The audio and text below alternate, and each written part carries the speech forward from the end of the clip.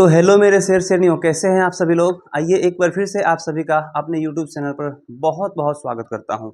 प्यारे बच्चों, जैसा कि आप लोग समझ पा रहे होंगे कि हम लोग क्या अभी रिकॉर्ड वीडियो के माध्यम से हम लोग भूगोल पढ़ रहे हैं, ठीक है। और भूगोल में जो है हम लोग ये संसाधन को यानी कि चैप्टर नंबर फर्स्ट को जो है हम लोग एक एक करके पढ़े हैं। सारे संसाधन को जो है हम लोग अलग अलग भागों में बांट करके पढ़े हैं प्यारे बच्चों। लेकिन आज हम लोग पढ़ेंगे क्या, क्लास 10th के लिए जो है, जो कि आपको सब्जेक्ट भूगोल जो कि हमने स्टार्ट किया है सबसे पहले। और इससे पहले भी हम लोग ये हिस्ट्री का हम कुछ चैप्टर्स पढ़े हैं, यानी कि चैप्टर नंबर 1 को मैंने समाप्त कर दिया है सब्जेक्टिव और ऑब्जेक्टिव के साथ, ठीक है। तो प्यारे बच्चों, यहाँ पे जो है सबसे पहले आप लोग देखेंगे कि क्लास 10th के लिए हम लोग भूगोल को पढ़ रहे हैं, ठीक है। और भूगोल में भी सबसे लास्ट हम लोग टॉपिक को पढ़ रहे हैं शक्ति यानी कि ऊर्जा संसाधन, ठीक है। और ऊर्जा भी संसाधन में हम लोग एक का ये अंग नंबर जो है ना, ये क ख ग और अंग मतलब कि करके दिया हुआ है चैप्टर, ठीक है। तो आज हम लोग एक का अंग नंबर चैप्टर पढ़ रहे हैं शक्ति ऊर्जा या फिर संसाधन को, ठीक है। शक्ति यानी कि ऊर्जा संसाधन को, ठीक है। तो सबसे पहले प्यारे बच्चों, एक बार फिर से आप सभी का बहुत बहुत स्वागत करता हूं इस भूगोल के क्लास में। तो प्यारे बच्चे, यहाँ पे सबसे पहले मैं आपके लिए कहना चाहूँगा कि सिर्फ एक इंसान ही आपको आगे लेकर जाएगा।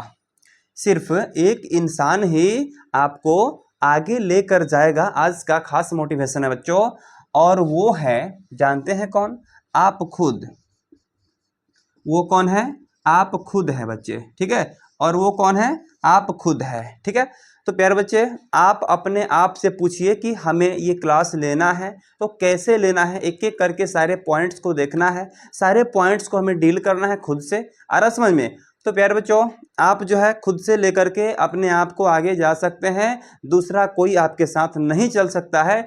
जैसे शिक्षक भी हो गए बच्चों, तो शिक्षक आपके साथ कहाँ तक जा सकते हैं? तो शिक्षक जो है केवल आपको मार्गदर्शन करते हैं, आपका केवल मार्गदर्शन करते हैं, मार्ग दिखाते हैं, लेकिन उस मार्ग पर चलना आपको होता है ना। इसलिए मैंने कहा बच्चों कि सिर्फ एक इंसान ही आपको आगे लेकर जाएगा, और वो है आप खुद, है ना जी। तो चलिए प्यारे बच्चों, इसी मोटिवेशन के साथ बिना देरी किए क्लास को स्टार्ट किया जाता है बच्चों, ठीक है। तो इससे पहले हम लोग लघु उत्तरीय प्रश्न वाला मैंने एक वीडियो आप लोग को दे दिया है। जो भी बच्चे नहीं देखे होंगे, जा करके आप लोग यहाँ जो है क्लास 10th, यहाँ आपके चैनल पर जो है क्लास 10th जियोग्राफी करके जो है प्लेलिस्ट दिया हुआ है, जा करके आप लोग वहां से इस चीज को देख सकते हैं, इससे पहले वाले क्लास को, ठीक है। और उससे भी पहले आप लोग बहुत सारे संसाधन के बारे में मैंने क्लास लिया है, जा करके सारे क्लास को देख सकते हैं। जो बच्चे नहीं देखे हैं उनके लिए स्पेशली, ठीक है। तो प्यारे बच्चों, आइए आज हम लोग देखेंगे शक्ति ऊर्जा संसाधन से संबंधित। आज हम लोग देखेंगे बच्चों क्या, दीर्घ उत्तरीय प्रश्न को, ठीक है ना।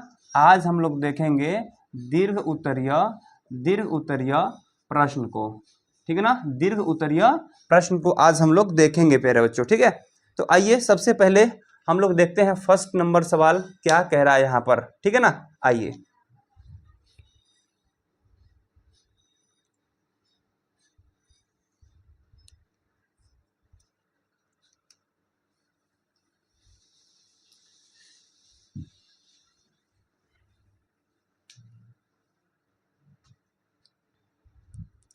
आइए बच्चों, पहला नंबर सवाल देख रहे हैं यहाँ पे क्या कर रहा है। सवाल नंबर फर्स्ट, जो कि दीर्घ उत्तरीय से सवाल ये होने वाला है, यानी कि लॉन्ग टाइप क्वेश्चन होने वाला है, ठीक है ना। तो आइए बच्चों, यहाँ पे मैं देख पा रहा हूँ कि सवाल क्या कर रहा है कि शक्ति संसाधन का वर्गीकरण करना है, ठीक है। यहाँ पे क्या कर रहा है कि शक्ति संसाधन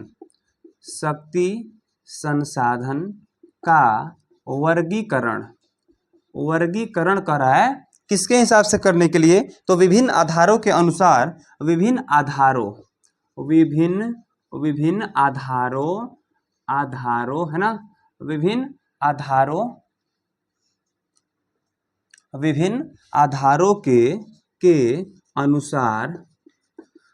आधारों के अनुसार कर सोदाहरण स्पष्ट कीजिए। सोदाहरण का मतलब तो समझ ही रहे हैं, सोदाहरण स्पष्ट कीजिए। क्या कीजिए? स्पष्ट कीजिए, है ना। सोदाहरण स्पष्ट कीजिए, यानी कि इसका जो है ना शक्ति संसाधन का वर्गीकरण भी करना है और सभी कुछ कुछ आधार पर, किस किस आधार पर हम लोग करेंगे आप लोग आगे देखेंगे, ठीक है। और यहाँ पे कह रहा है के अनुसार सोदाहरण स्पष्ट करना है, आधारों के अनुसार जो है उदाहरण सहित जो है ना स्पष्ट करना है, ठीक है। तो चलिए सबसे पहले मैं यहाँ पे उत्तर लिखता हूँ किस प्रकार से। उत्तर यहाँ पे लिखेंगे बच्चों कैसे, यहाँ पे मैं लिखूंगा सबसे पहले उपयोग स्तर के आधार पर, ठीक है। उपयोग स्तर के आधार पर, स्तर के आधार पर, है ना। उपयोग स्तर के आधार पर ऊर्जा दो प्रकार के होते हैं। ऊर्जा जो है दो प्रकार के होते हैं। क्या होते हैं? ऊर्जा दो प्रकार के होते हैं, ठीक है। सबसे पहले इसमें हो जाएगा बच्चों सतत, यहाँ पे हो जाएगा सतत शक्ति, सतत शक्ति, है ना। पहला हो जाएगा क्या बच्चों? सतत शक्ति। आइए देखते हैं सतत शक्ति से हम क्या समझते हैं। यहाँ पे हम लिख सकते हैं कि सौर किरणें, सतत शक्ति का मतलब होता है कि सौर किरणें या फिर भूमिगत ऊष्मा, है ना। सौर किरणें या भूमिगत ऊष्मा, है ना। सौर किरणें भूमिगत ऊष्मा, ठीक है। उसके बाद यहाँ पे पवन हो जाएगा, ठीक है ना, पवन हो जाएगा। उसके बाद प्रवाहित जल, उसके बाद हो जाएगा प्रवाहित जल, ठीक है। प्रवाहित जल आदि यहाँ पे लिख सकते हैं। इतना सारा को कहेंगे सतत शक्ति, ठीक है। सतत शक्ति ऊर्जा भी कहते हैं इसको, ठीक है। उसके बाद हो जाएगा आपको समापनीय शक्ति। 2 नंबर में क्या हो जाएगा बच्चों? समापनीय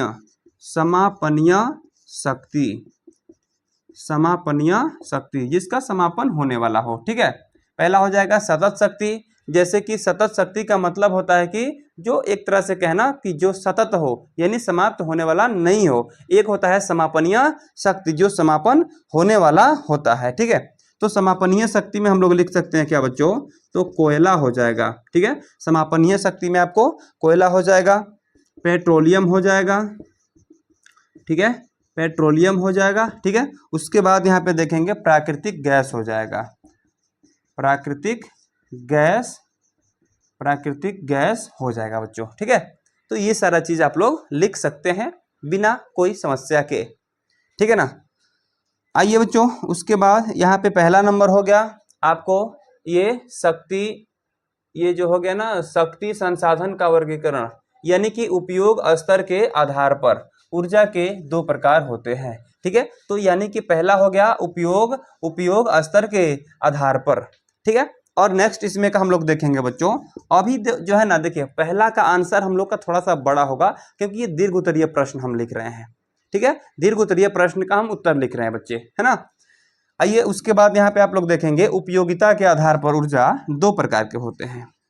अब लिखेंगे उपयोगिता के आधार पर, उपयोगिता के आधार पर ऊर्जा बच्चों, ऊर्जा भी दो प्रकार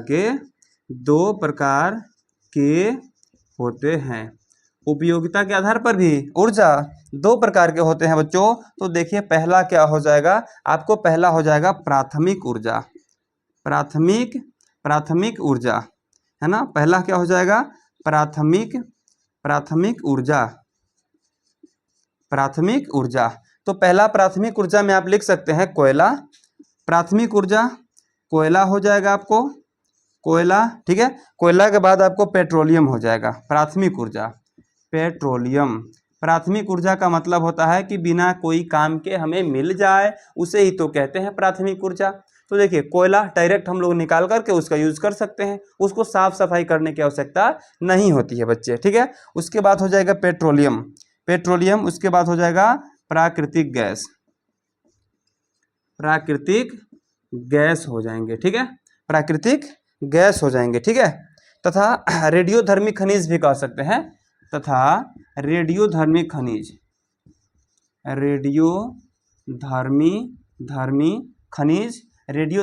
खनिज भी आपको क्या हो जाएंगे?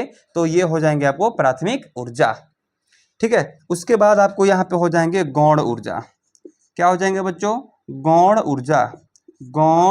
ऊर्जा, ठीक है, गौण ऊर्जा भी इसी में आ जाएंगे। गौण ऊर्जा का मतलब होता है ना कि जो जिसको कुछ काम करने पर हमें मिले, आ रहा समझ में। जैसे गौण ऊर्जा का मतलब हो गया जल से, पवन से, भूतापीय ऊर्जा से हम विद्युत को प्राप्त करते हैं ना, तो गौण ऊर्जा में हम लोग लिख सकते हैं क्या, विद्युत हम लोग लिख सकते हैं, कोई दिक्कत नहीं है बच्चों, ठीक है। गौण ऊर्जा यानी कुछ काम करने पर बनाया जाता हो जिसको, उसे कहते हैं गौण ऊर्जा, जो कि विद्युत हो जाएगा जी, ठीक है ना। चलिए आगे बढ़ जाए, क्या आगे बढ़ जाए ना, चलिए चलिए बच्चों नेक्स्ट देखते हैं हम लोग, ठीक है। इसके बाद हम लोग को मिलेगा स्रोत की स्थिति के आधार पर ऊर्जा के भी दो प्रकार होते हैं, उसे देखते हैं, ठीक है। आइए आइए आगे बढ़ते हैं बच्चे। इसके बाद आपको हो जाएगा क्या, अभी उसी प्रश्न नंबर 1 का ही हम लोग अभी लिख रहे हैं, आधार को लिख रहे हैं कि किस आधार पर कितने प्रकार की ऊर्जा को हम लोग देखते हैं, ठीक है ना। तो इसके बाद प्यारे बच्चों हम लोग देखेंगे क्या, स्रोत की स्थिति के आधार पर, स्रोत की स्थिति के आधार पर, स्रोत है ना, स्रोत की स्थिति के स्रोत की स्थिति के आधार पर, स्रोत की स्थिति के आधार पर, स्रोत की स्थिति के आधार पर ऊर्जा दो प्रकार के होते हैं, ऊर्जा दो प्रकार के होते हैं, ठीक है। स्रोत की स्थिति के आधार पर ऊर्जा फिर दो प्रकार के होते हैं, ठीक है। पहला हो जाएगा आपको क्षयशील ऊर्जा, पहला क्या हो जाएगा बच्चों, क्षयशील नाम से पता चल रहा है कि जो जिसका क्षय होता हो, ठीक है, क्षयशील ऊर्जा यहाँ पे हो जाएगा, ठीक है, क्षयशील ऊर्जा हो जाएगा बच्चे। और क्षयशील ऊर्जा आपको कोयला, इसको हम लोग कई तरीका से पढ़ते हैं, ठीक है। सबसे पहले क्षयशील अगर आपके परीक्षा में पूछता है तो आप लोग नवीकरणीय और नवीकरणीय तो पढ़े हैं, लेकिन क्षयशील और अक्षयशील को नहीं पढ़े हैं बच्चे। इसलिए यहाँ पे मैं बता देना चाहूँ कि क्षयशील ऊर्जा जो है आपको सबसे पहला क्या हो जाएगा, कोयला हो जाएगा, उसके बाद हो जाएगा पेट्रोलियम है ना, दूसरा क्या हो जाएगा बच्चे, पेट्रोलियम हो जाएगा, ठीक है। पेट्रोलियम के बाद आपको यहाँ पे हो जाएगा प्राकृतिक गैस, फिर इसमें भी आपको हो जाएगा प्राकृतिक गैस हो जाएगा, ठीक है। और प्राकृतिक गैस के बाद आप यहाँ पे आणविक खनिज भी कह सकते हैं, आणविक खनिज है ना, आणविक खनिज भी आप कह सकते हैं, ठीक है। उसके बाद प्यारे बच्चों यहाँ पे आएगा दूसरा नंबर में अक्षयशील ऊर्जा, अक्षयशील ऊर्जा। और देखिए यहाँ पे अक्षयशील इधर से लिखेंगे, अक्षयशील ऊर्जा, सॉरी इसको यहीं से लिखना था, अक्षयशील ऊर्जा,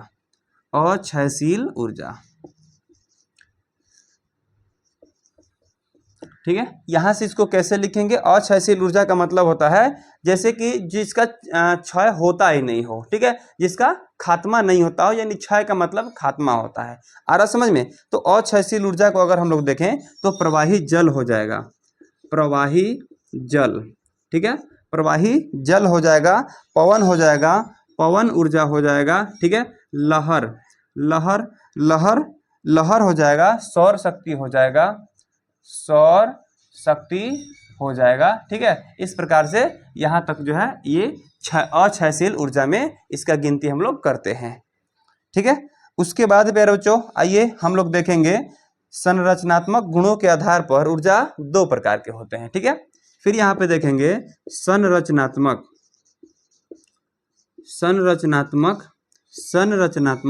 गुणों के आधार पर, गुणों के आधार पर, संरचनात्मक गुणों के आधार पर जो है क्या होता है, ऊर्जा दो प्रकार के होते हैं, ऊर्जा दो प्रकार के होते हैं, ठीक है।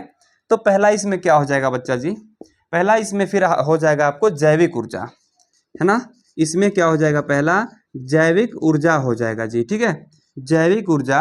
फिर दूसरा क्या हो जाएगा, जैविक ऊर्जा, आइए पहला हो जाएगा जैविक ऊर्जा और दूसरा क्या हो जाएगा बच्चों, जैविक ऊर्जा के बाद आपको हो जाएगा अजैविक ऊर्जा, जैविक अजैविक ऊर्जा, अजैविक ऊर्जा। अगर प्यारे बच्चों जैविक ऊर्जा के बारे में हम बात करें तो देखिए जैविक ऊर्जा का मतलब होता है कि जीव से संबंधित ऊर्जा। आ रहा समझ में?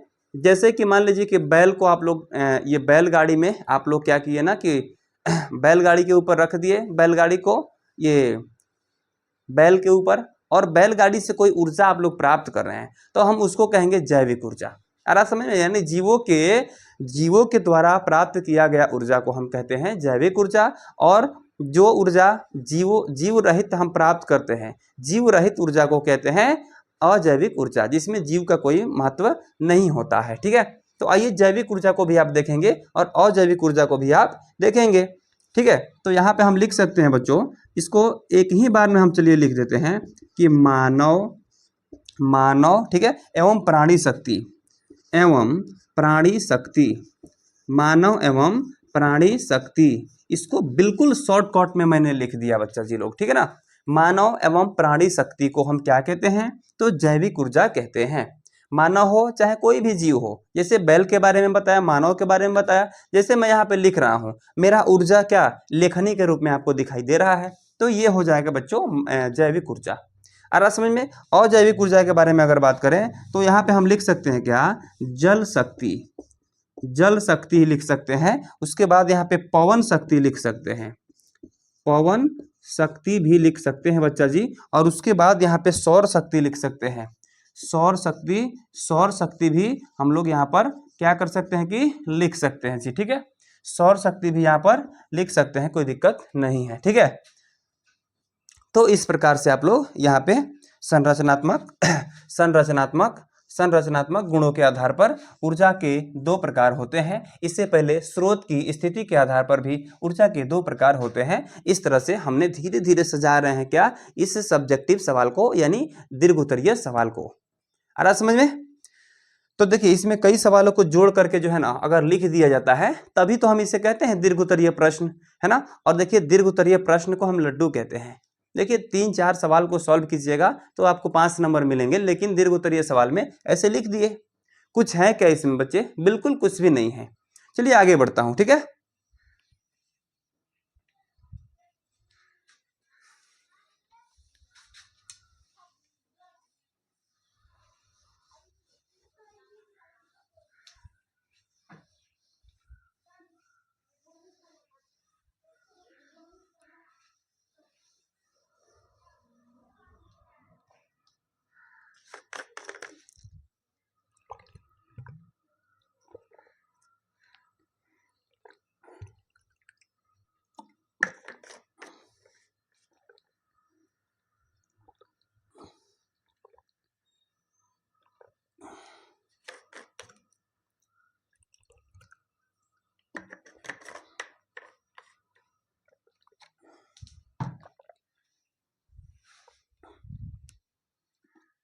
आइए हम अब देखेंगे दूसरा नंबर सवाल को, ठीक है।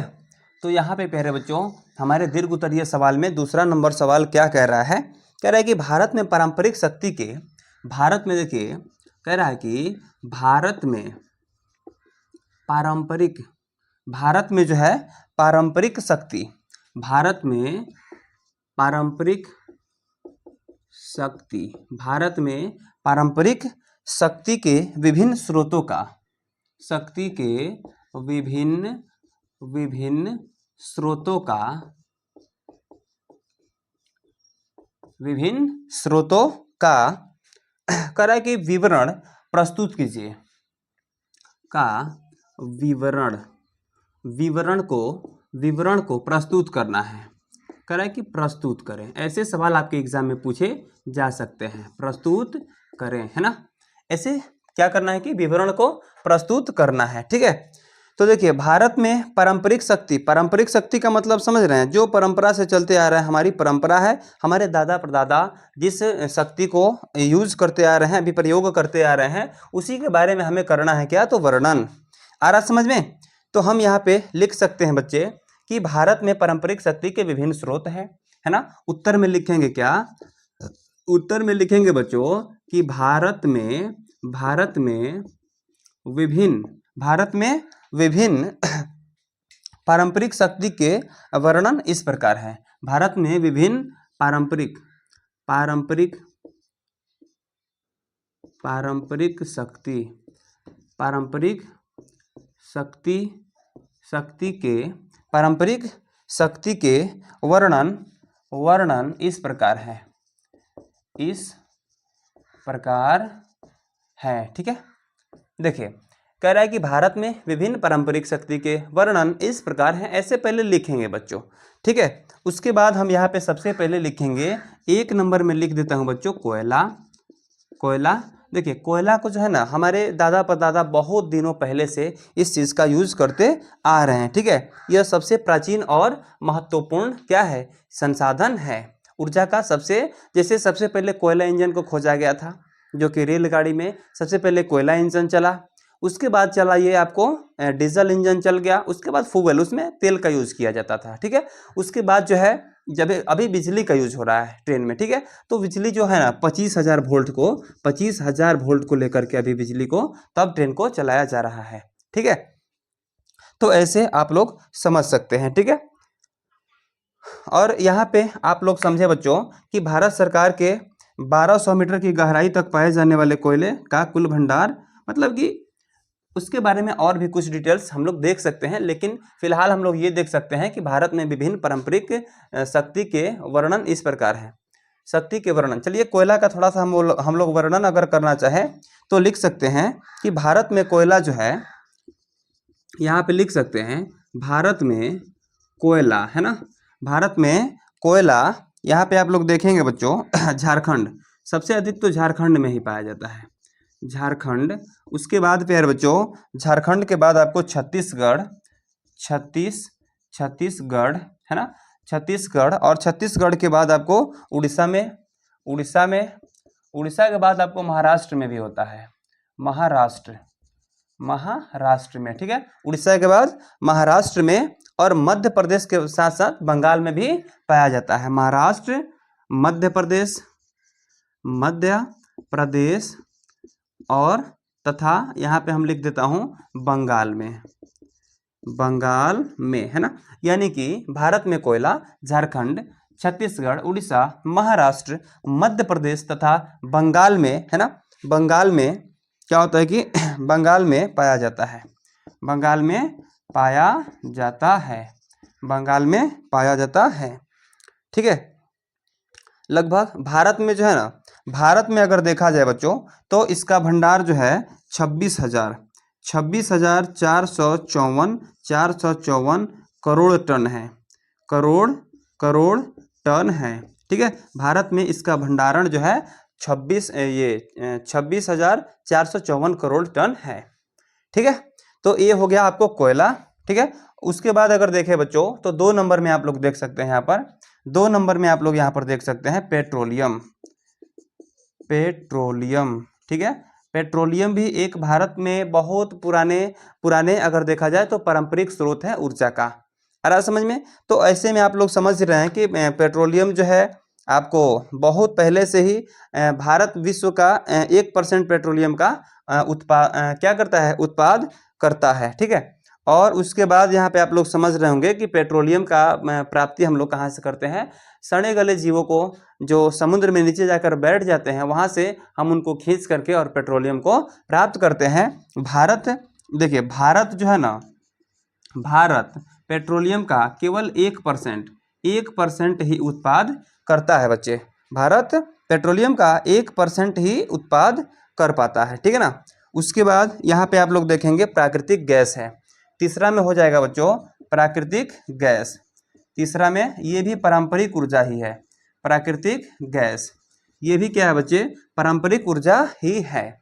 ठीक है, तो प्राकृतिक गैस को अगर देखा जाए बच्चों तो यहाँ पे कह रहा है कि प्राकृतिक गैस, भारत में प्राकृतिक गैस का उत्पादन कब से शुरू हुआ बच्चों, तो आपको 1984 से शुरू हुआ था पारंपरिक गैस का उत्पादन। आ रहा समझ में? प्राकृतिक गैस का उत्पादन 1984 से आपको शुरू हुआ था।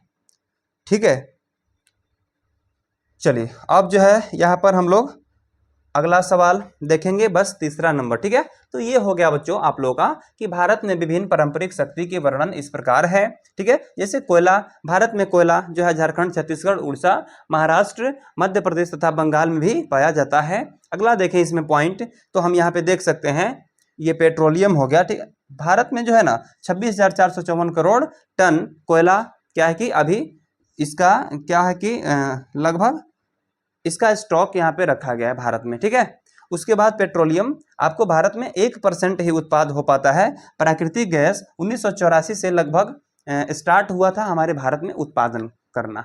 आ रहा समझ में? उत्पादन कब से शुरू हुआ था? तो 1984 से शुरू हुआ था, ठीक है। चलिए नेक्स्ट बढ़े, तीसरा नंबर सवाल पे आइए।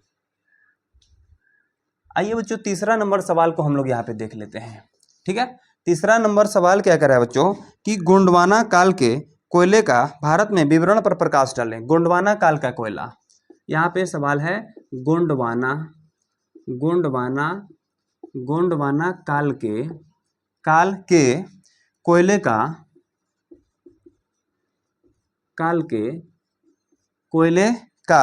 भारत में विवरण पर प्रकाश डालें। भारत में विवरण भारत में विवरण पर प्रकाश डालें, पर प्रकाश डालें, है ना। भारत में देखिए गोंडवाना काल के कोयले का भारत में विवरण पर प्रकाश डालें, यानी भारत में गोंडवाना काल का कोयला कहाँ कहाँ पाया जाता है, अगर हम इस पर प्रकाश डाल देते हैं तो बस हो गया आंसर। आ रहा समझ में? तो देखिए इसको ज्यादा हार्ड नहीं बनाना है खुद से, ठीक है। इसलिए इसका उत्तर हम लोग सिंपली लिख सकते हैं प्यारे बच्चे, सिंपली हम लोग इसका उत्तर लिख सकते हैं कि गोंडवाना काल के कोयले का, यहाँ पे लिखेंगे बच्चों कि गोंडवाना काल के गोंडवाना काल के कोयले का भारत में वितरण का वर्णन इस प्रकार है। वितरण है या विवरण बच्चे? वितरण, सॉरी विवरण नहीं, वितरण होगा। वितरण, भारत में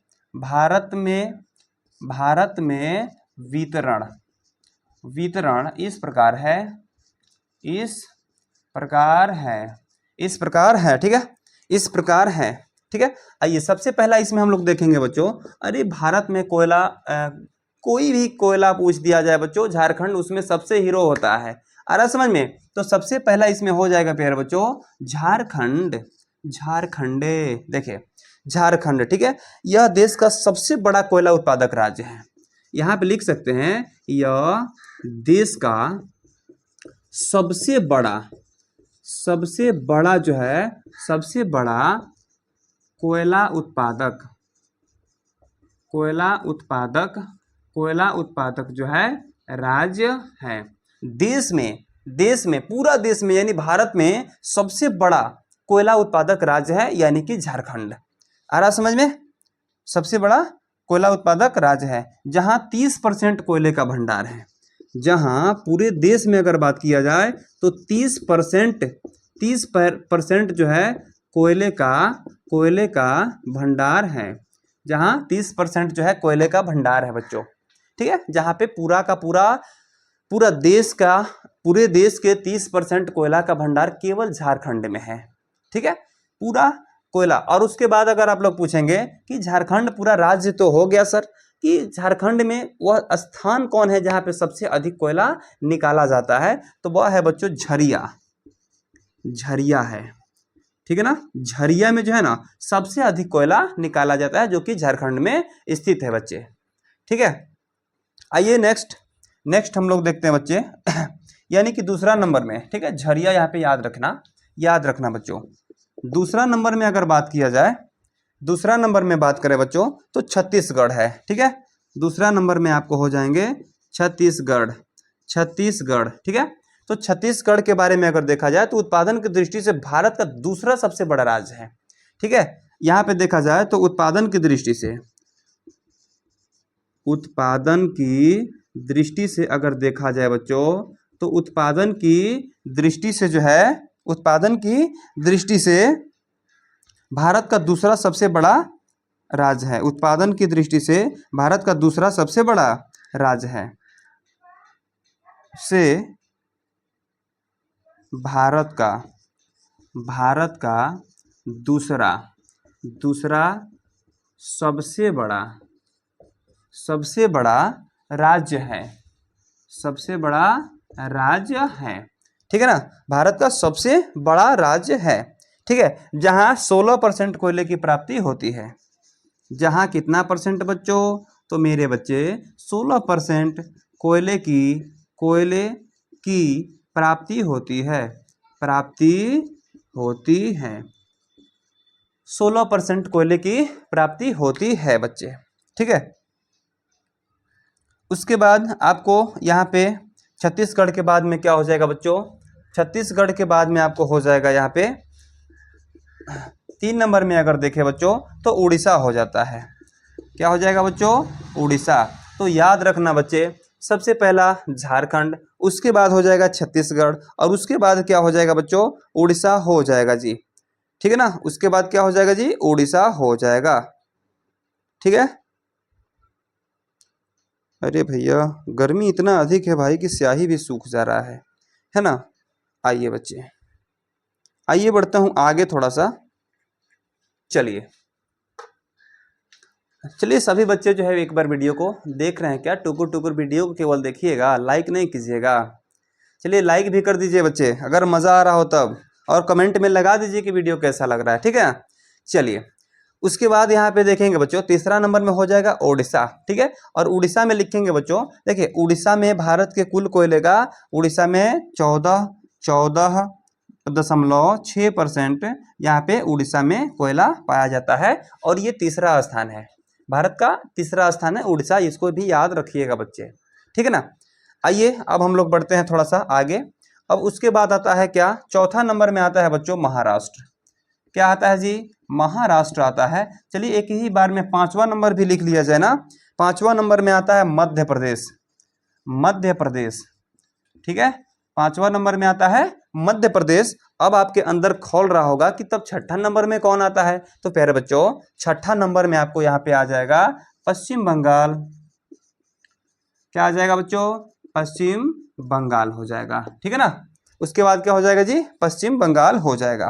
पूरे देश के अगर देखा जाए तो उड़ीसा में तो समझ लिए ना, महाराष्ट्र में बच्चों पूरे देश के 9%, पूरे देश के जो है 9% कोयला यहाँ पे महाराष्ट्र में मिलता है, ठीक है। मध्य प्रदेश में बात किया जाए प्यारे बच्चों तो यहाँ पे पूरे देश का 7% कोयला मिलता है, और पश्चिम बंगाल की बात की जाए प्यारे बच्चों तो पश्चिम बंगाल में लगभग जो है 4% कोयला हमें प्राप्त होती है, लगभग 4%, ठीक है।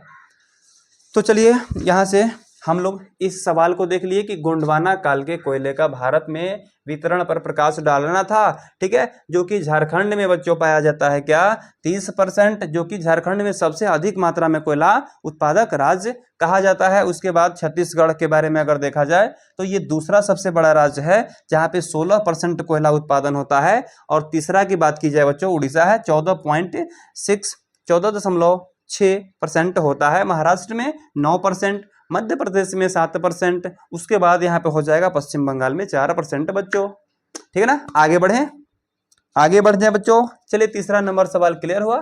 चौथा नंबर सवाल पे आते हैं, जल्दी जल्दी आइए प्यारे बच्चों। चौथा नंबर सवाल की अगर बात करें तो चौथा नंबर सवाल में कह रहा है कि कोयला का वर्गीकरण कर उसकी विशेषताओं को स्पष्ट करना है, ठीक है। सबसे पहले सवाल है, देखिए कोयला का करना है क्या? कोयला का वर्गीकरण करना है। कह रहा है कि कोयला का वर्गीकरण कर और उसकी क्या करना है कि उनकी विशेषताओं को स्पष्ट करना है। विशेषताओं को स्पष्ट करना है, ठीक है ना। स्पष्ट करे कह रहा है सवाल में, ठीक है। तो आइए बच्चों यहाँ पे उत्तर में फटाफट से आप लोग लिख सकते हैं। कोयला का वर्गीकरण करना है तो सबसे पहला बच्चों कोयले के वर्गीकरण ये तो होता है 4 प्रकार का, ठीक है। कोयला कितने प्रकार का होता है जी? 4 प्रकार का होता है। देखिए कोयला यहाँ पे लिखेंगे बच्चों कि कोयले का वर्गीकरण 4 प्रकार से किया जाता है। यहाँ पे आप लोग लिखेंगे कोयले का वर्गीकरण। बच्चे आप लोग तो उच्च क्लास में आ चुके हैं, जो सवाल को मैं शॉर्ट में बता रहा हूँ उसको लॉन्ग बना करके आप खुद से लिख सकते हैं।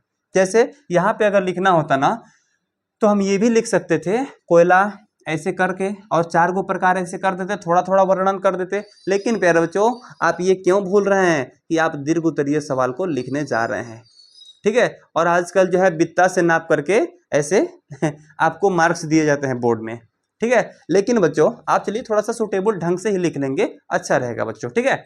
अगर कमेंट बॉक्स में कहेंगे ना कि शॉर्ट में ही आप सर थोड़ा सा पढ़ा दीजिए, हम लोग बड़ा बना करके खुद से लिख लेंगे याद करके, तो पढ़ा दूंगा बच्चों। लेकिन आप कहिएगा लॉन्ग में ही पढ़ाइए, तो कमेंट बॉक्स में जो भी चीजें आपकी मर्जी हो लिख देना बच्चे, खाली पड़ा है कमेंट बॉक्स, ठीक है।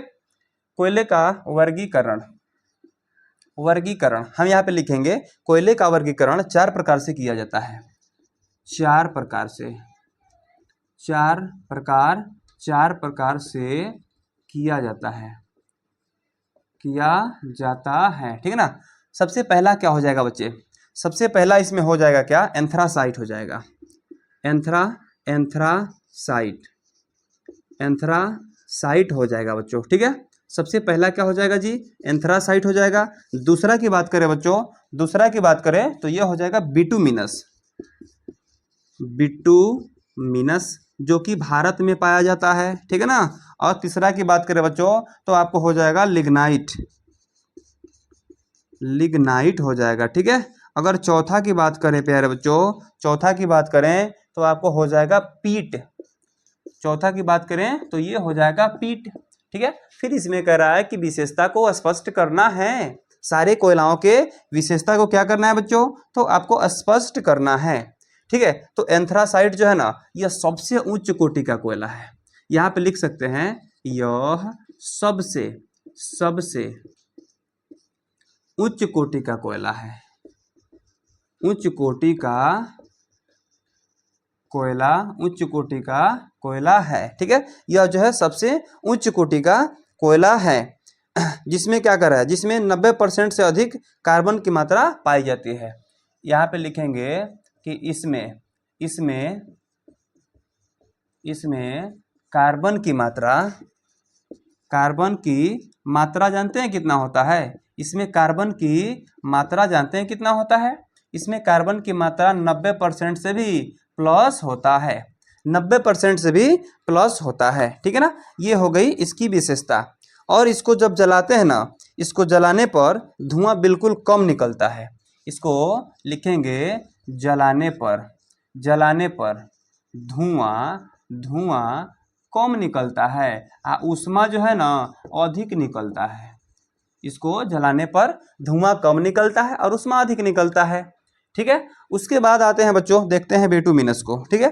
तो बिटुमिनस को हम ये लिख सकते हैं कि इसमें कार्बन की मात्रा 70 से 90% के बीच पाई जाती है, इसमें जो है ना कार्बन की मात्रा 70% से लेकर 90% तक पाई जाती है, 70 से लेकर 90% तक पाई जाती है, ठीक है। और देखिए इसको जो है ना शुद्ध करके, इसको जो है शुद्ध करके, इसको जो है शुद्ध करके क्या बनाया जाता है, इसको शुद्ध करके क्या बनाया जाता है बच्चों, तो जब इसको शुद्ध करते हैं ना तो इसी को हम लोग एंथ्रासाइट के रूप में बना देते हैं, एंथ्रासाइट यानी शुद्ध करेंगे तो एंथ्रासाइट तो बनेगा ही, एंथ्रासाइट तो बनेगा ही, ठीक है ना। इसको हम लोग शुद्ध करके एंथ्रासाइट बना देते हैं, ठीक है। जस्ट अगर लिग्नाइट की बात की जाए बच्चे, अगर जस्ट जो है हम लिग्नाइट की बात करें तो इसमें कार्बन की मात्रा 30% से, इसमें जो है कार्बन की मात्रा 30% से 70% के बीच में पाया जाता है, ठीक है। यह जलने पर जो है ना धुआं अधिक तथा ऊष्मा कम देता है, यह जो है जलने पर धुआं अधिक, धुआं अधिक, धुआं अधिक और ठीक है, और ऊष्मा कम देता है, ऊष्मा कम देता है, ठीक है। समझ में आ गया। इसका रंग तो इसका रंग जो है भूरा होता है, इसलिए इसको भूरा कोयला के भी नाम से हम लोग जानते हैं, ठीक है। इसको हम लोग भूरा कोयला के भी नाम से जानते हैं, भूरा कोयला के नाम से भी इसे हम लोग जानते हैं बच्चा जी, ठीक है। चलिए उसके बाद बच्चों आते हैं पीट पे। यह जो है ना सबसे घटिया किस्म का कोयला है, यहाँ पे लिखेंगे बच्चों, यह लघु उत्तरीय में इसको पढ़ा दिया मैंने, यह जो है ना सबसे घटिया किस्म का कोयला है। यह सबसे घटिया किस्म का कोयला है, किस्म का कोयला है। ठीक है, यह जो है सबसे घटिया किस्म का कोयला कहा जाता है इसे, यानी चारकोल के वर्ग में यह आ जाता है। ठीक है, इसमें कार्बन की मात्रा 30% से कम में पाया जाता है। इसमें जो है ना कार्बन की मात्रा अगर बात किया जाए कि इसमें कार्बन की मात्रा, तो इसमें 30% से मिनिमम ही पाया जाता है, कम ही पाया जाता है। आ रहा समझ में? देखिए, और ये जब जलता है ना, यह जब जलता है तो क्या करता है कि पूरा धुआं धुआं कर देता है। वो सुने हैं ना, शाम है धुआं धुआं, तो वही जो है ना धुआं अधिक देता है, धुआं अधिक देता है, अधिक देता है। और ऊष्मा जो है ना, यह ऊष्मा कम देता है, ऊष्मा कम देता है। ठीक है, और यह एक घटिया किस्म का कोयला है जो कि चारकोल के जैसे काम करता है, पूरा एकदम भंगुर होता है। ठीक है, और यह जो है 30% ही इसमें कार्बन की मात्रा होती है। ठीक है, इसे ऐसे याद कर लेंगे बच्चों आप लोग। ठीक है, नेक्स्ट चले आगे बढ़े। जो बच्चे वीडियो को लाइक नहीं किए होंगे बच्चों, एक बार जा करके आप लोग लाइक कर दीजिए बच्चे, ये पसीना पसीना छूट रहा है आपके लिए। चलिए आगे बढ़े। आइए देखते हैं बच्चों 5वां नंबर सवाल क्या कह रहा है। ठीक है ना, चलिए 5वां नंबर सवाल को हम देखेंगे। कह रहा है कि भारत में खनिज तेल के वितरण का वर्णन करें। ठीक है, भारत में खनिज तेल, भारत में खनिज तेल, खनिज तेल के वितरण का वर्णन करें, है ना, वर्णन करें। आइए, यानी खनिज तेल, भारत में भी खनिज तेल का मतलब समझे, खुदाई के हिसाब से जो तेल मिलता है तो उसका वितरण कैसे होता है, उसका हमें क्या करना है बच्चों, उसका हमें करना है वर्णन। ठीक है, तो चलिए बच्चों, सबसे पहले आपको हम यहाँ पे थोड़ा सा इसको क्लियर कर लें, थोड़ा सा समय लग रहा है बच्चों। आइए बच्चों आगे बढ़ें। देखिए, हम लोग सबसे पहले बात करेंगे कि भारत में खनिज तेल का वितरण किस प्रकार से हम लोग कर पाएंगे। ठीक है, तो सबसे पहले इसको लिखना पड़ेगा। ठीक है ना, देखिए दीर्घ उत्तरीय प्रश्न है बच्चों, थोड़ा सा डर के काम करना पड़ेगा। उत्तर में लिखेंगे क्या कि भारत में खनिज तेल का वितरण इस प्रकार है। भारत में खनिज तेल का वितरण इस प्रकार है, ऐसे हम लोग यहाँ पर लिखेंगे। ठीक है, उसके बाद कैसे लिखेंगे बच्चों, आइए एक नंबर करके हम लोग लिखेंगे। ठीक है, सबसे पहले उत्तरी पूर्वी प्रदेश, सबसे पहले बात करेंगे उत्तरी पूर्वी प्रदेश उत्तरी पूर्वी प्रदेश के बारे में हम बात करेंगे। ठीक है, तो उत्तरी पूर्वी प्रदेश के बारे में, यह देश का सबसे पुराना तेल उत्पादक क्षेत्र है। ठीक है, यहाँ पे लिखेंगे कि यह देश का सबसे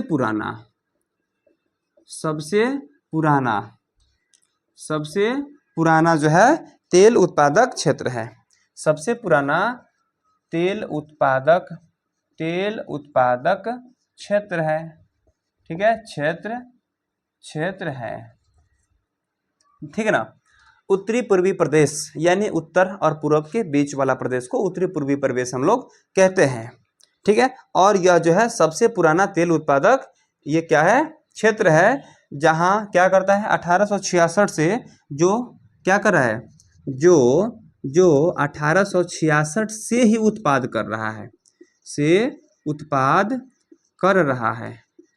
कर रहा है। ठीक है ना, उसके बाद यहाँ पे ये भी कह सकते हैं कि इस क्षेत्र में असम, इस क्षेत्र में यहाँ पे लिखूंगा बच्चों कि इस क्षेत्र में, यहाँ पे क्या लिखूंगा कि इस क्षेत्र में कौन कौन से स्थान आते हैं, स्थल आते हैं।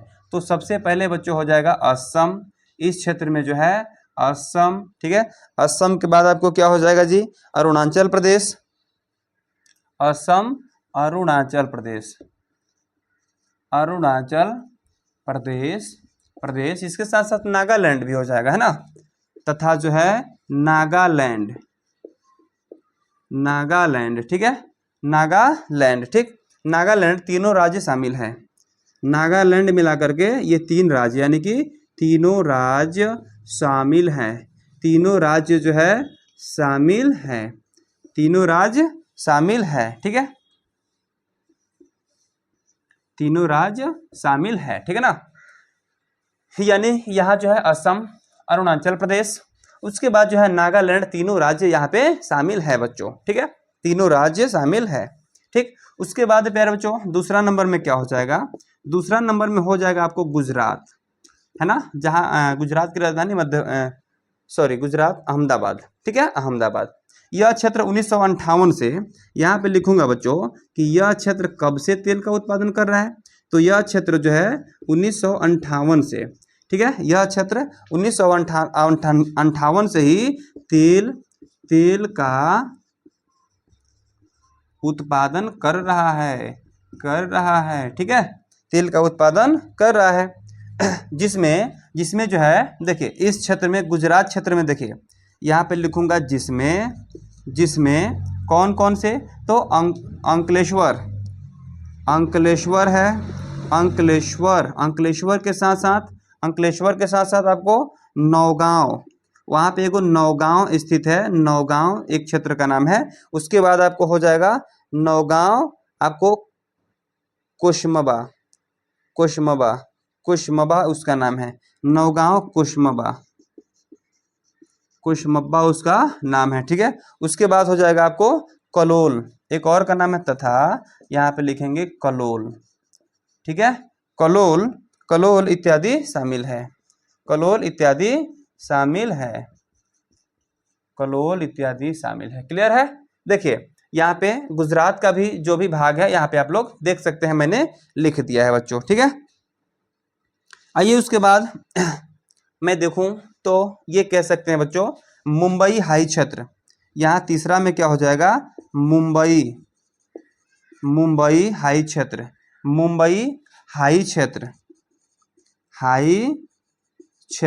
ठीक है, मुंबई हाई क्षेत्र, ठीक है। यहाँ पे जो है 176 किलोमीटर की दूरी पर स्थित है, ठीक है ना, मुंबई हाई क्षेत्र। यह मुंबई से कितना, 176 किलोमीटर दूर स्थित है मुंबई हाई क्षेत्र। मुंबई हाई क्षेत्र जो है 176 किलोमीटर मुंबई से अलग है, मुंबई से अलग है, 176 किलोमीटर मुंबई से दूर है, जिसको हम क्या कहते हैं, मुंबई हाई क्षेत्र कहते हैं बच्चों, ठीक है। यहाँ पे यह स्थिति जहाँ कितना, कब से, 1975 से, यह जो है ना 1975 से ही तेल उत्पादक क्षेत्र राज्य जो है इसे माना जाता है, क्षेत्र माना जाता है, 1975 से ही तेल उत्पादक क्षेत्र माना जाता है, किसको, तो मुंबई हाई क्षेत्र को, ठीक है। उसके बाद प्यारे बच्चों यहाँ पे तीसरा के बाद आ जाएगा, हम चौथा में देखें तो ये हो जाएगा बच्चों पूर्वी तट प्रदेश,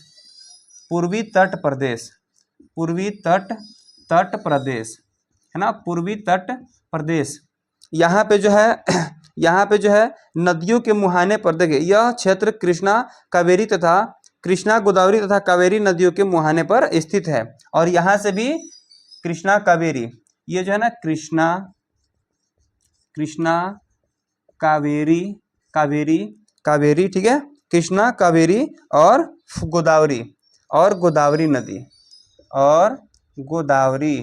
गोदावरी नदी के मुहाने पर स्थित है, यहाँ से भी तेल निकाले जाते हैं, ठीक है, पूर्वी तट प्रदेश। आ रहा समझ में, यानी तट से ही पता चल रहा है कि नदियों के तट पर यह जो है कि स्थित है, ठीक है ना। अब प्यारे बच्चों आगे बढ़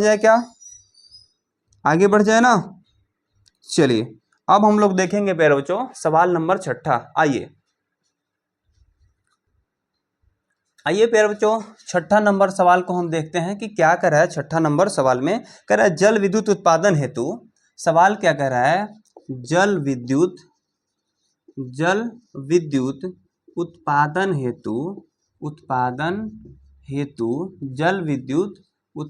हेतु क्या कह रहा है कि अनुकूल भौगोलिक एवं आर्थिक, अनुकूल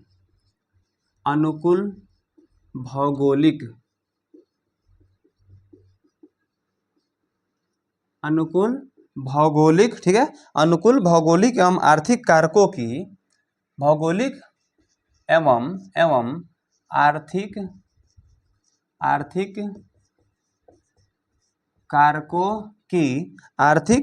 कारकों की विवेचना कीजिए। कह रहा है कि विवेचना, विवेचना या फिर व्याख्या भी कह सकता है, ठीक है, विवेचना कीजिए, विवेचना करना है, ठीक है।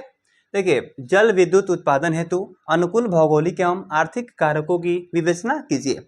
यानी कि वहाँ की भूमि कैसी होनी चाहिए, नदी से जो है ना जल अगर आ रहा है तो वहाँ पे जल किस प्रकार का होना चाहिए, यानी कि बिजली प्राप्त करने के लिए अच्छा, अनुकूल का मतलब जानते हैं क्या होता है कि बिजली प्राप्त करने के लायक, बिजली प्राप्त करने के लायक, इसके इसके अनुसार, बिजली प्राप्त करने के अनुसार, आ रहा समझ में। तो इसकी क्या करना है हमें, तो विवेचना करना है। उत्तर में लिखेंगे बच्चों, देखिए सबसे पहले तो इसकी विवेचना में हम लिखेंगे, सबसे पहले एक चीज देखेंगे कि जल विद्युत एक अक्षयशील है, अक्षयशील जल विद्युत, जल विद्युत जो है, जल विद्युत ऊर्जा, जल विद्युत ऊर्जा तो एक अक्षयशील, अक्षयशील, अक्षयशील ऊर्जा है, ऊर्जा है, ठीक है। दूसरा नंबर अगर बच्चों देखें तो यह जो है ना नवीकरणीय संसाधन है, यह जो है नवीकरणीय, लिखेंगे क्या, यह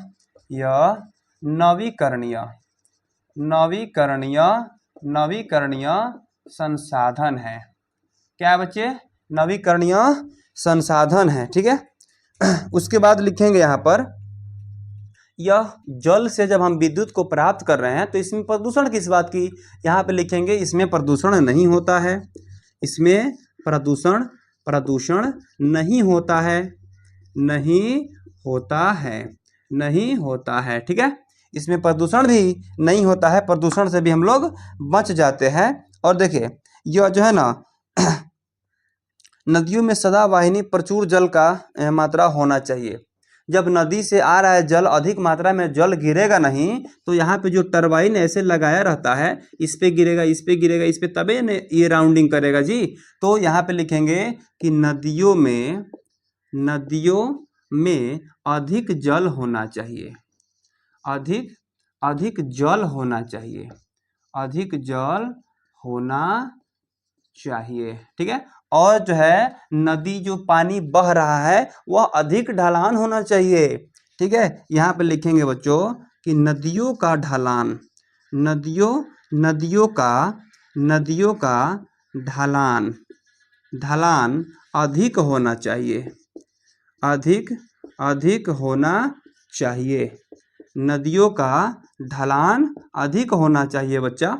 और हम क्या लिख सकते हैं कि वहाँ व्याप्त पूंजी होना चाहिए। इन सभी को बनाने के लिए जो है ना वहाँ पे जो मशीन लगाया जाता है, मशीन को जो है अच्छे दामों में खरीदा जाता है। तो यहाँ पे लिखेंगे कि व्याप्त, व्याप्त पूंजी होनी चाहिए, व्याप्त पूंजी होनी चाहिए, व्याप्त पूंजी भी होनी चाहिए, ठीक है ना। और वहाँ पे ये भी लिख सकते हैं कि तकनीक का विकास होना चाहिए, तथा तकनीक का, तकनीक का विकास होना, विकास होना चाहिए, होना चाहिए, तकनीक का विकास भी अच्छे तरह से होना चाहिए। टेक्निक नहीं रहेगा कैसे विद्युत प्राप्त कर सकते हैं, ठीक है। तो ये आप लोग वहां पर लिख सकते हैं बच्चा जी लोग, ठीक है। और जो भी चाहें आप इसमें लगा करके, बढ़ा करके लिख सकते हैं, ठीक है। मैंने बहुत शॉर्ट शब्दों का प्रयोग किया है यहाँ पर, क्योंकि अधिक, बहुत अधिक लिखना पड़ता है ना, इसलिए, ठीक है। तो आइए बच्चों अब हम लोग देखते हैं 7वां नंबर सवाल को, ठीक है ना। अब हम लोग 7वां नंबर सवाल को देखते हैं, ठीक है। आइए आइए बच्चों देखते हैं 7वां नंबर सवाल क्या कह रहा है, ठीक है ना। 7वां नंबर सवाल में क्या कह रहा है बच्चों, कह रहा है संक्षिप्त भौगोलिक टिप्पणी लिखिए। संक्षिप्त क्या करना है कि कह रहा है संक्षिप्त भौगोलिक टिप्पणी लिखिए, भौगोलिक, भौगोलिक टिप्पणी, टिप्पणी लिखिए, ठीक है। भौगोलिक टिप्पणी कह रहा है कि लिखिए, ठीक है। तो यहाँ पे सवाल ये हो गया भौगोलिक टिप्पणी लिखने के लिए, यानी कि यहाँ पे नदियों का कह रहा है परियोजना के बारे में लिखने के लिए, ठीक है, जो कि मैंने आपको पहले पढ़ा चुका हूँ, ठीक है। यहाँ पे एक में लिख सकते हैं भाखड़ा नांगल परियोजना, एक में क्या हो जाएगा, भाखड़ा नांगल परियोजना, भाखड़ा नांगल परियोजना के बारे में हमें क्या करना है, तो लिखना है, ठीक है। भाखड़ा नांगल परियोजना लिखेंगे, यह परियोजना भारत की सबसे बड़ी परियोजना है, सबसे पहले तो लिखेंगे कि यह भारत की सबसे बड़ी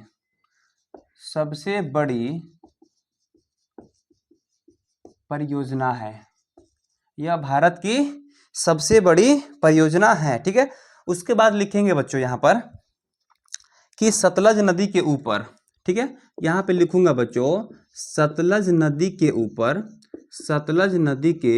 ऊपर जो है, सतलज नदी के ऊपर 225 मीटर ऊंचा, 225 मीटर ऊंचा, ठीक है, 225 मीटर जो है कि ऊंचा, ठीक है, 225 मीटर ऊंचा बांध का निर्माण कर, बांध का निर्माण कर क्या कर रहा है जी, बांध का निर्माण कर 7 लाख किलोवाट बिजली। देखिए 7 लाख किलोवाट बिजली, किलोवाट बिजली, ठीक है, 7 लाख किलोवाट बिजली क्या करता है, उत्पादन हो रहा है, उत्पादन हो रहा है। ठीक है ना। उसके बाद यहाँ पे आएगा बच्चों, उसके बाद यहाँ पे आएगा दामोदर, दूसरा में आएगा। सबसे पहले ये हो गया भाखड़ा नांगल परियोजना, दूसरा में हो गया बच्चों ये दामोदर घाटी परियोजना, ये हो जाएगा दामोदर घाटी परियोजना। ठीक है, ये किसके ऊपर, तो ये जो है परियोजना दामोदर नदी घाटी, दामोदर नदी के यहाँ पे लिखेंगे दामोदर नदी के ऊपर स्थित है। यह जो है दामोदर नदी के ऊपर में स्थित है बच्चों। ठीक है, ये दामोदर नदी के ऊपर में स्थित है। और यहाँ पे देखा जाए बच्चों, ये तीसरा नंबर में बात किया जाए तो ये हो गया कोसी परियोजना।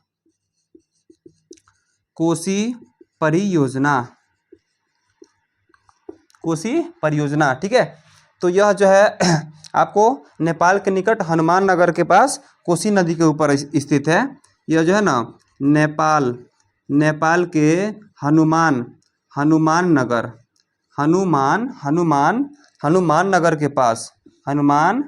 नगर के पास जो है किस नदी पर, तो कोसी नदी पर स्थित है, कोसी नदी पर स्थित है। ठीक है ना, कोसी नदी पर स्थित है। ठीक है, कोसी नदी पर स्थित है। क्लियर है। उसके बाद आपको हो जाएगा यहाँ पर 4 नंबर में हीराकुंड परियोजना, हीराकुंड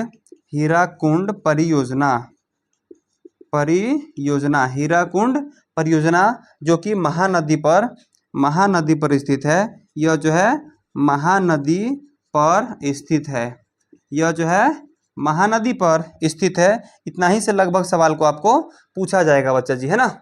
उसके बाद यहाँ पर आएगा बच्चों आपको 5वां नंबर में अगर देखें तो 5वां नंबर में आएगा रिहंद परियोजना।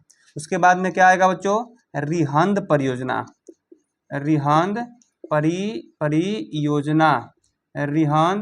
परियोजना, ठीक है, जो कि किस नदी के ऊपर स्थित है जी, तो यह जो है रिहंद नदी पर स्थित है, उत्तर प्रदेश के रिहंद नदी। यह उत्तर प्रदेश के रिहंद नदी पर स्थित है। रिहंद नदी पर क्या है बच्चे, स्थित है, रिहंद नदी पर स्थित है जी। ठीक है ना, यह जो है रिहंद नदी पर स्थित है। ठीक है, उसी प्रकार एक और है यहाँ पर आपको तुंगभद्रा परियोजना। ये कितना नंबर, 5वां के बाद आपको हो जाएगा ये 6ठा, तुंगभद्रा परियोजना। ठीक है, तुंगभद्रा परियोजना ये किस नदी पर स्थित है, तो यह जो है ना दक्षिण भारत की सबसे बड़ी परियोजना है। दक्षिण भारत की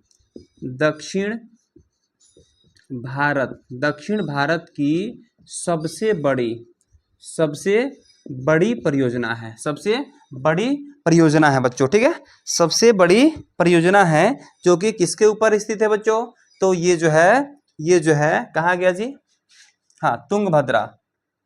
ये जो है बच्चों आपको कर्नाटक में कृष्णा नदी, कर्नाटक के कृष्णा नदी पर स्थित है, कृष्णा नदी पर स्थित है जी। ठीक है, ये जो है कर्नाटक के कृष्णा नदी पर स्थित है, बिल्कुल ठीक है ना। ये जो है कर्नाटक के कृष्णा नदी पर स्थित है। ठीक है, चलिए उसके बाद हम लोग देखेंगे 8वां नंबर सवाल को। 7वां नंबर सवाल क्लियर हुआ बच्चों। फटाफट से वीडियो को लाइक कीजिए, कमेंट में फटाफट कमेंट कर दीजिए कि वीडियो कैसे लग रहा है। ठीक है, आइए आगे बढ़ते हैं। आइए प्यारे बच्चों, हम लोग देखेंगे लास्ट सवाल को, यानी 9वां नंबर सवाल में क्या कह रहा है। सभी बच्चे यहाँ पे 8वां नंबर सवाल को देखेंगे। ठीक है, कह रहा है 8वां नंबर सवाल में क्या कह रहा है बच्चों, ये कह रहा है कि भारत के किन्हीं 4 परमाणु विद्युत गृह का उल्लेख कीजिए। भारत में किन्हीं चार परमाणु विद्युत गृह 4 परमाणु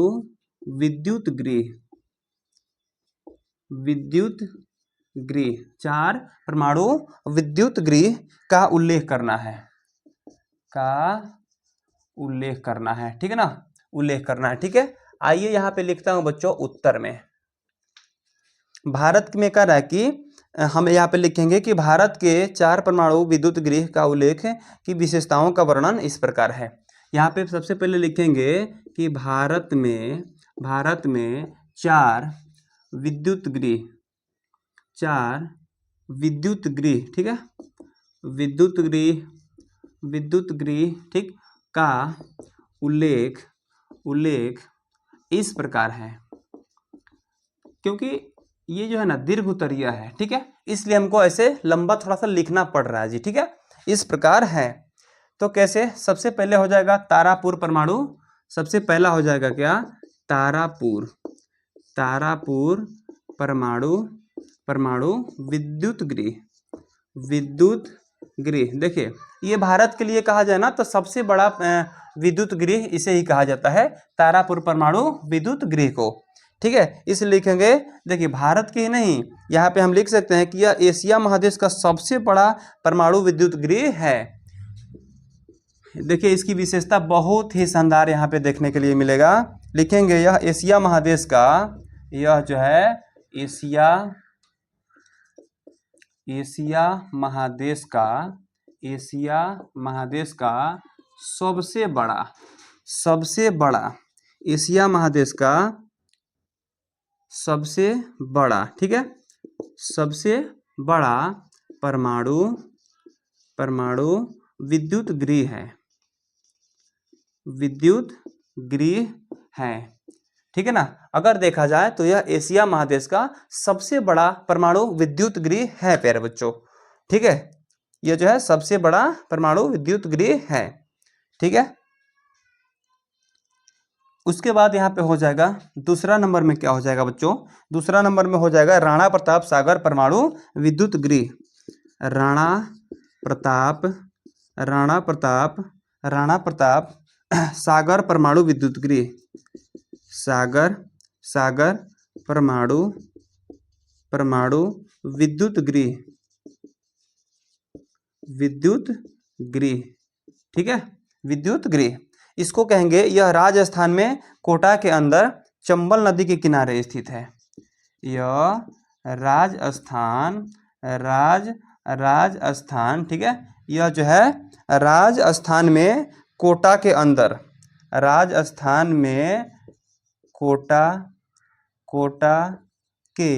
कोटा के अंदर है ना, यह राजस्थान में कोटा के अंदर किस नदी के किनारे, चंबल नदी के किनारे स्थित है। चंबल नदी के किनारे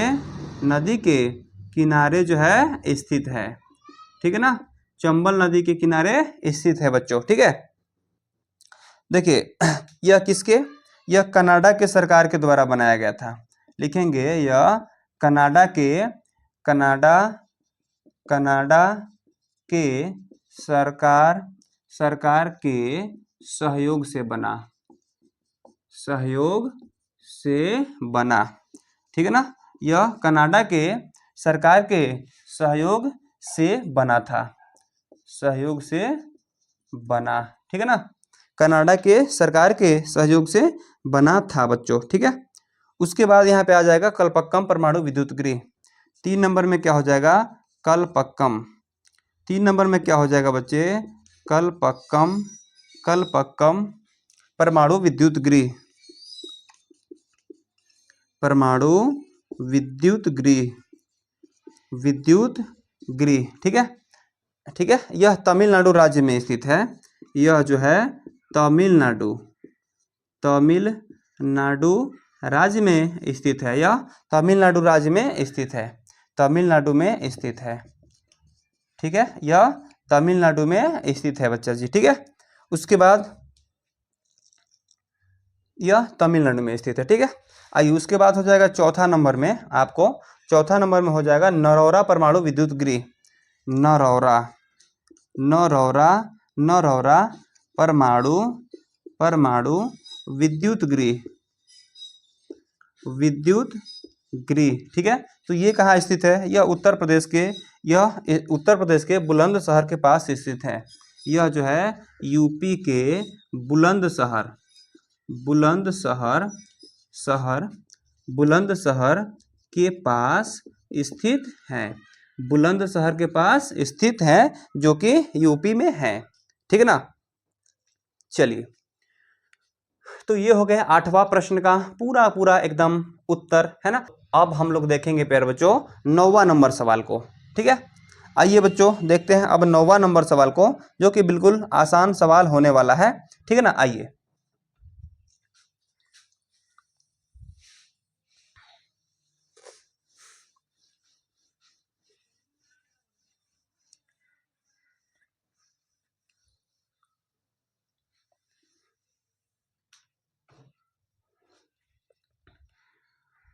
आइए प्यारे बच्चों, अब हम लोग देखते हैं 9वां नंबर सवाल आखिर क्या कह रहा है।